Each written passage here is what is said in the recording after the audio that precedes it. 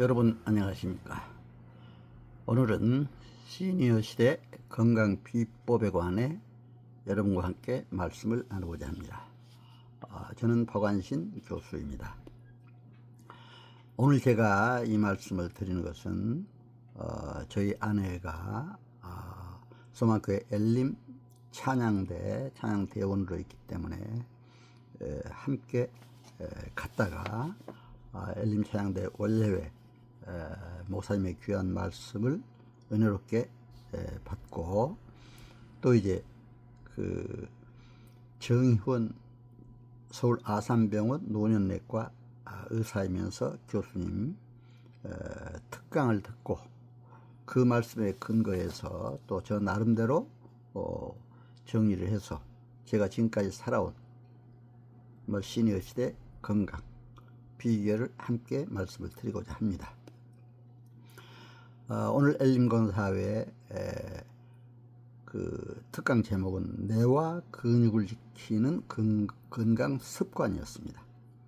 뇌와 근육을 지키는 건강 습관.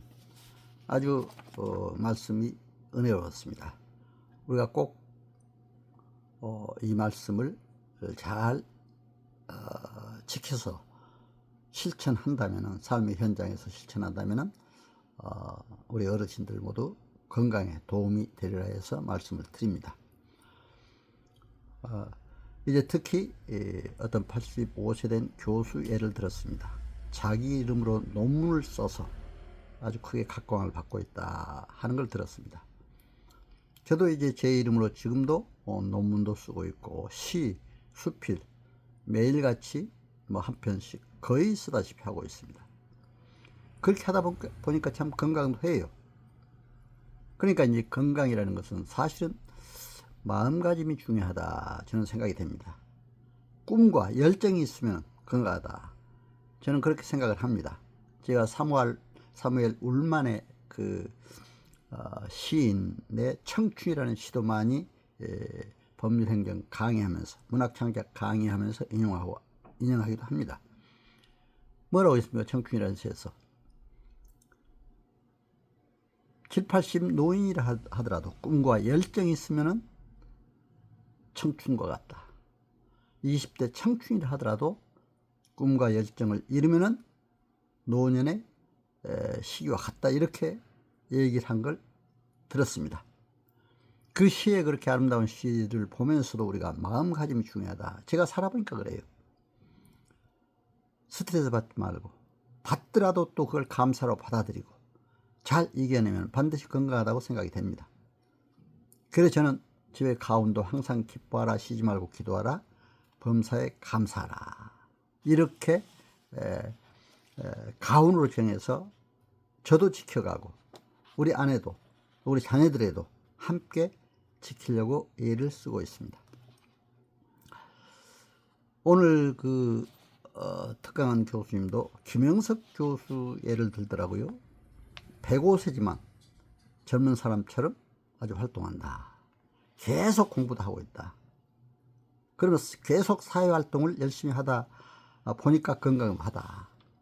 그래서 우리가 생각을 바꾸라, 김영석 교수 예를 들면서 이렇게 얘기를 했습니다. 사실 우리가 생각이 바뀌어야지만 건강도 하다가 생각이 됩니다. 그저 기쁨과 감사로, 우선 마음을 기쁨과 감사로, 또 특히 기도하면서 이 모든 걸 극복해야 된다고 생각이 됩니다. 그러나 또 우리 인간이 할 일, 운동도 열심히 해야 되고 음식도 잘 먹어야 된다고 그렇게 얘기를 했습니다. 매일 운동 열심히 하고 또 일도 열심히 하고 일할 땐 즐겁고 아주 그렇게 기쁘게 일하라, 이런 얘기도 했습니다. 사실은 음식만 깨끗하게 잘 먹어도 건강하다, 이렇게 얘기를 했습니다. 평소 욕심 안 부리고 집안에만 앉아있지 말고 밖으로 나와서 사회활동 이렇게 많이 하라, 이런 얘기를 서두에 강조를 한 걸 볼 수가 있습니다. 사실 라이프 스타일이 깨끗해야 건강하다고 했습니다. 조금만 실천해도 건강한데 우리가 그 실천을 못한다. 그래서 건강이 약해질 수 있다. 이렇게 얘기를 했습니다. 사실 우리가 건강을 생각하면 이렇게 첫째는 근육도 좋아야 되고 뇌 기능도 좋아야 되고 여러 가지가 좋아야 된다고, 시력도 좋아야 되고. 근데 저도 이제 나이가 들어가다 보니까 전에보다도 시력도 아무래도 이제 나빠지고 여러 가지 근육이라든가 또 뇌 기능 그런 게 이제 연약해져 간 걸 볼 수가 있습니다. 그러나 저는 계속 일을 하다 보니까 건강해요. 열심히 일하고 또 음식도 열심히 잘 먹습니다. 세 끼 꼭 거르지 않고 꼭 먹습니다.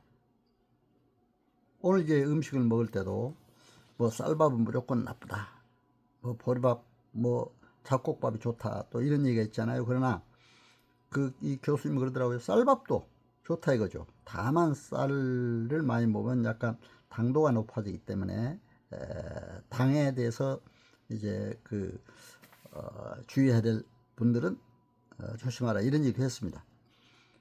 그러나 또 쌀밥을 먹어야 소화가 잘 되는 경우가 있어요. 소화가 잘 된 사람.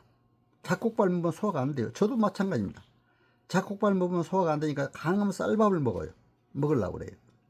사실 옛날 우리 보릿고개 시절 어렸을 때 쌀밥 못 먹었잖아요.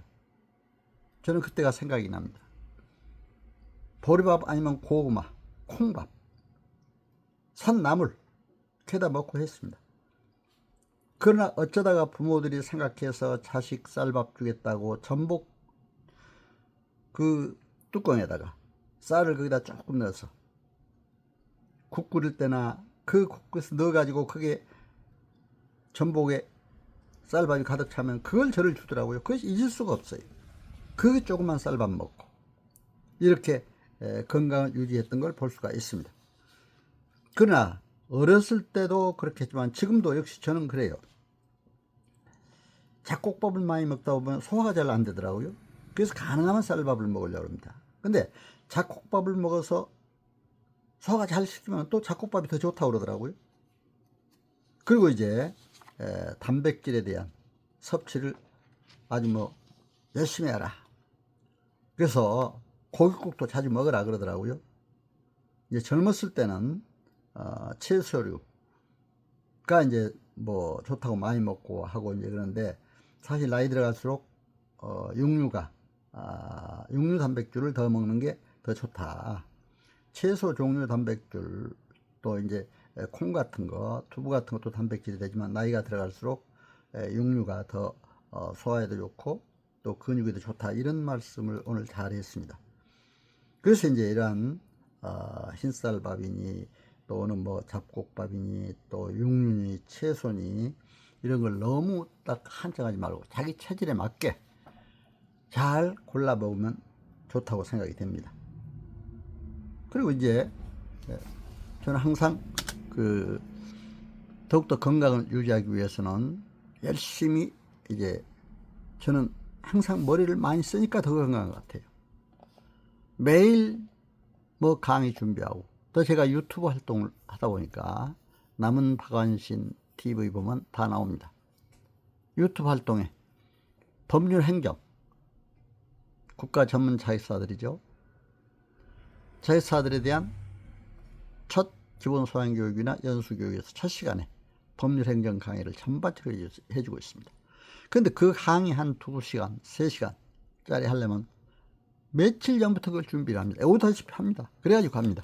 그러니까 나도 공부가 되고 또 바르게 전달할 수 있고. 그리고 요즘에는 특히 이제 문학 창작 강의를 해달라고 해서 제가 이제 실만한 물가 작가에서 또 문학 창작 강의를 했더니 거기는 주로 이제 목사님들이 회장을 하고 있고 또 이제 장로님, 권사님, 집사님 여러분들이 모이고 있습니다. 또 한국 장로민협회에서도 또 거기에 강의한 유튜브 영상을 보고 또 해달라고 해서 했습니다. 문학 창작 강의할 때도 저는 어떤 편견이나 편애를 갖지 않고 종합적으로 해줍니다. 어떤 한 사람의 문학인, 최고의 시인, 수필가라고 해서 그 말이 절대적일 수는 없습니다. 상대적입니다. 저는 그렇습니다. 교회를 다닌 장로이기 때문에 하나님 말씀만이 절대적이지 세상적인 모든 것은 상대적이다. 어떤 것도 그 말만 절대적이고 그 말만 옳으니까 그 말만 따라라 이렇게 하는 건 잘못이라고 생각해요. 제가 강의 중에도 얼마나 얘기합니다. 그렇기 때문에 항상 종합적인 시각을 갖고 또 이제 이런 문학창작 강의를 했더니 그렇게 좋아하더라고요. 그래서 제가 더구나 저는 이제 북한 행정으로 전공해서 남북한은 물론 세계 각국 미국, 캐나다, 중국, 일본, 러시아, 이제 유럽, 동남아, 아프리카 등 중동 세계 각국을 돌아다니면서 이제 통일안보 교육이라든가 또는 평화에 대한 세계인류 평화에 대한 교육이라든가 또 통일 선교 세계 인류에 대한 선교 땅끝까지 복음을 전하라고 하는 땅끝마을도 가서 한 바 있습니다. 포르투갈의 땅끝마을 있죠. 거기는 정말 절벽도 아래에 있는데 거기서 또 예배 드리는데 그렇게 감격적이었어요. 그래서 이러한 사역을 하다 보니까 언제 늙을 틈도 없어요. 사실은 항상 건강하게 이렇게 살아가고 있습니다. 그래서 제 유튜브를 통해서도 매일 유튜브가 이제 한 10여 편씩은 올라가고 있습니다. 오늘도 지금 음악과 함께 또 이제 꽃피는 계절에 그런 꽃과 향기를 보면서 또 지금 여름이지만 무더운 여름철 또 이제 우리나라 독도 섬도 아름다운 섬도 이제 찍으면서 몇 편을 또 올렸습니다. 그래서 오늘 시니어 건강 비법은 오늘 오전에 엘림권사에서 그 교수님 너무나 귀한 말씀을 해주셔서 제가 그냥 지나기는 아깝고 해서 저 나름대로 그 말씀을 듣고 정리해서 여러분들에게 말씀을 전해드렸습니다. 정희원 서울 아산병원 노년내과 의사 교수님 다시 한번 감사드리고 또 엘린 권사의 원례회 오늘 오신 모든 분들 건강하시고 행복하시길 기원합니다. 그리고 이 말씀을 함께 들어주시는 모든 분들 건강하시고 행복하시길 기원하면서 제 말씀을 마치고자 합니다. 여러분 감사합니다. 건강하시고 여러분 가정에도 크신 행복이 넘치시기를 기원합니다. 감사합니다.